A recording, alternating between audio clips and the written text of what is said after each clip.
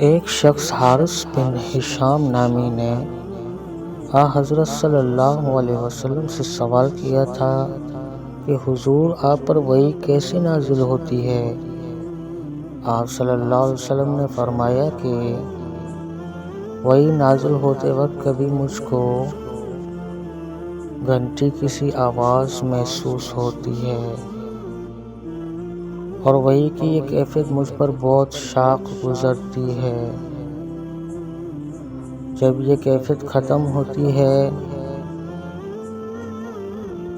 تو میرے دل و دماغ پر اس فرشتے کے ذریعے نازل شدہ وحی محفوظ ہو جاتی ہے، اور کسی وقت ایسا ہوتا ہے کہ فرشتہ بشکل انسان میرے پاس آتا ہے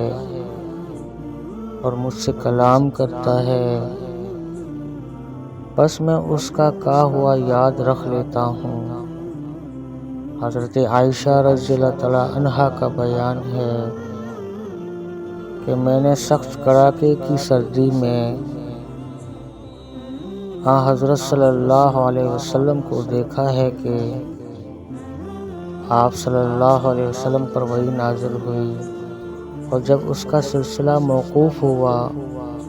تو آپ صلی اللہ علیہ وسلم کی پیشانی پسینے سے شراب ہوئی۔